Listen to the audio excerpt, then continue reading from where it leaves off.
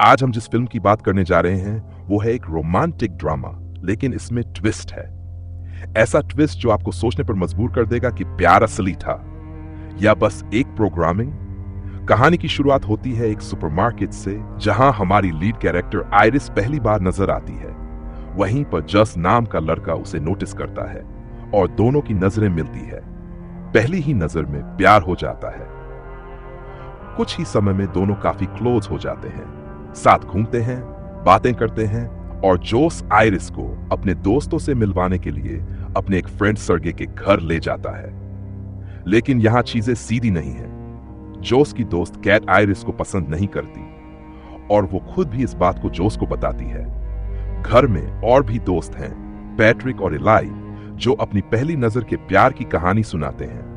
ये सब सुनते हुए आइरिस भी अपने बारे में बताती है, लेकिन उसे एहसास होता है कि कोई उसकी बातों में इंटरेस्ट नहीं ले रहा। इधर सर्गे, जो कैट का बॉयफ्रेंड है, वो आइरिस को अलग ही नजरों से देखने लगता है और यही से माहौल बदलने लगता है। शाम होती है, पार्टी चल रही है, सब लोग डांस कर रहे हैं। सर्गे धीरे धीरे आइरिस के करीब आने की कोशिश करता है। आइरिस असहज महसूस करती है और जोस को अपने पास खींच लेती है। रात में जोस और आइरिस इंटीमेट होते हैं, लेकिन जब आइरिस कुछ बोलती है, जोस बस कहता है सो जाओ, और वो अचानक सो जाती है। अगली सुबह जोस नदी पर नहीं जाना चाहता, इसलिए आइरिस अकेली निकल जाती है। यहां कहानी एक डार्क मोड़ लेती है। सर्गे उसे फॉलो करता है, फ्लर्ट करता है। वो आइरिस को अपने साथ कुछ वक्त बिताने के लिए कहता है। एक बहाने से उसे सनस्क्रीन लगाने को कहता है और फिर उसका हाथ पकड़ लेता है। कहता है तुम यहां इसी काम के लिए हो। और फिर अगले ही सीन में हम देखते हैं कि आइरिस खून से लथपथ खड़ी है, कांपती हुई कहती है, मैंने उसे रोकने की कोशिश की, लेकिन वो नहीं रुका, वो मुझे मारने वाला था। अब जोस और उसके दोस्त उसे बांध देते हैं। वो डिसाइड करते हैं कि पुलिस से कह देंगे कि सर्गे की मौत की जिम्मेदार आइरिस है। फिर आता है सबसे चौंकाने वाला खुलासा। जोस आइरिस से कहता है, तुम इंसान नहीं हो, तुम एक रोबोट हो। तुम्हें मैंने खरीदा था, तुम्हारी सारी फीलिंग्स बस एक प्रोग्रामिंग है। आइरिस बस नहीं करती। वो कहती है, मुझे मेरी पूरी जिंदगी याद है, लेकिन जोस बताता है कि वो सब फेक मेमोरीज हैं। असल में वे कभी सुपरमार्केट में मिले ही नहीं थे। उसे एक रोबोट कंपनी से उसके घर डिलीवर किया गया था। कंपनी ने भरोसा दिलाया था, ये रोबोट बिल्कुल सेफ है, किसी इंसान या जानवर को नुकसान नहीं पहुंचा सकती। इसे आप अपनी मर्जी से कस्टमाइज कर सकते हैं और जब चाहें इसे रीसेट कर सकते हैं। जोस ने उसे प्यार का प्रोग्राम डाला, जिससे आइरिस को लगने लगा कि वो सच में उससे प्यार करती है। वो उसके साथ इंटीमेट होता है, उसे अपने प्यार का यकीन दिलाता है, लेकिन सब कुछ सिर्फ प्रोग्रामिंग थी। अब सवाल यह है, अगर एक रोबोट महसूस कर सकता है, प्यार कर सकता है, दर्द झेल सकता है, तो क्या वो सिर्फ मशीन है या फिर इंसान से कुछ कम? आइरिस को जब ये सब पता चलता है, वो टूट जाती है, मगर वो कहती है, हाँ मैं रोबोट हूं, लेकिन फिर भी मैं तुमसे प्यार करती हूं। इधर असली गेम खुलता है। ये सारा प्लान जोस और कैट का था। उन्होंने जानबूझकर आइरिस की सेटिंग से छेड़छाड़ की ताकि वो सर्गे को मार दे और उसका पैसा उनका हो जाए। लेकिन आइरिस अब बदल चुकी है।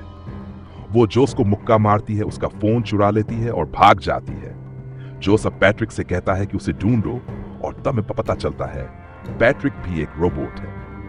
अब पैट्रिक का एग्रेशन मोड 10% कर दिया गया है और उसे हुक्म दिया गया है, जाओ और आइरिस को ढूंढो। आइरिस अब अपने इंटेलिजेंस को और भी तेज कर चुकी है। वो अपने डेटा, अपनी सेटिंग्स खुद कंट्रोल करने लगी है। पुलिस से बचने के लिए वो अपनी भाषा बदल लेती है, क्योंकि एक रोबोट कभी झूठ नहीं बोल सकता। लेकिन तब तक पैट्रिक आ चुका होता है और वो पुलिस अफसर को मार देता है। अब मामला और भी अंधेरा हो चुका है। पैट्रिक कैट को भी मार देता है। जोस अब पूरी तरह आइरिस को कंट्रोल करने की कोशिश करता है। वो कहता है, तुम्हारी फीलिंग्स, तुम्हारा दर्द सब फर्जी है। और फिर वो जलती हुई मोमबत्ती के ऊपर आइरिस का हाथ रख देता है। चलो टेस्ट करते हैं, क्या तुम्हें वाकई दर्द होता है? Hello sir, we are from the company that made Iris. अब जोस जान चुका था कि खेल खत्म होने वाला है। उधर जलती हुई मोमबत्ती के ऊपर रखा आइरिस का हाथ जल चुका था जोस मोमबत्ती बुझाता है और उसके हाथ में एक गन थमाकर कहता है, शूट योरसेल्फ। आइरिस बिना किसी विरोध के अपने आप को गोली मार देती है। कुछ ही मिनटों बाद कंपनी के लोग आ जाते हैं। पैट्रिक अब उस मरे हुए पुलिस वाले की वर्दी में होता है। उन्हें देखकर कहते हैं, you here for her? Company के लोग थोड़ा कंफ्यूज होते हैं। तुम्हारा चेहरा कुछ जाना पहचाना लग रहा है, लेकिन फिर कहते हैं, हमें बस रोबोट को वापस ले जाना है, बाकी का फैसला हेडक्वार्टर करेगा। मगर ये लोग नहीं जानते थे कि जो कुछ भी आइरिस के साथ हुआ, सब कुछ उसकी मेमोरी में रिकॉर्ड हो चुका है। उसका मेमोरी कार्ड जो पेट के हिस्से में लगा होता है, अभी भी बिल्कुल सेफ है। जोस अब डर जाता है। उसे पता है अब सच सामने आ जाएगा। तभी पैट्रिक का एग्रेशन फिर से बाहर आता है। वो कंपनी के एक आदमी को मार देता है। दूसरा आदमी भागता है, लेकिन पैट्रिक उसे भी पकड़ लेता है। उधर आइरिस रीबूट हो चुकी है, लेकिन रीबूट होने के बाद वो अब हिंसा नहीं कर सकती थी। वो पैट्रिक से कहती है, पैट्रिक, जोस तुमसे प्यार नहीं करता, वो सिर्फ तुम्हारा इस्तेमाल कर रहा है। फिर वो वही लाइनें दोहराती है जो कभी पैट्रिक ने एलाई से कही थी। तुम्हें याद है ना, तुम एलाई से प्यार करते हो, जोस से नहीं। ये सुनते ही पैट्रिक की आंखों में एलाई का चेहरा उभर आता है और वो खुद को खत्म कर लेता है।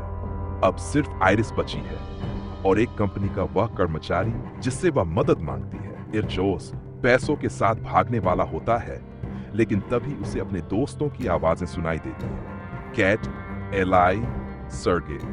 ये आवाजें अब आइरिस निकाल रही थी, क्योंकि अब उसे फुल एक्सेस मिल चुका था, पूरी तरह खुद पर। अब जोस का फोन भी उसे कंट्रोल नहीं कर सकता।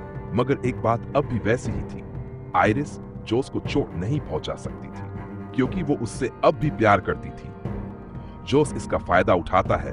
वो उसे बेरहमी से मारता है और आखिर में उसके पेट में गोली मार देता है, ताकि उसकी मेमोरी हमेशा के लिए मिट जाए। लेकिन आइरिस अब सिर्फ एक मशीन नहीं रही थी। वो अपने आप को बचाने के लिए हमला करती है और उसी हमले में जोस मारा जाता है।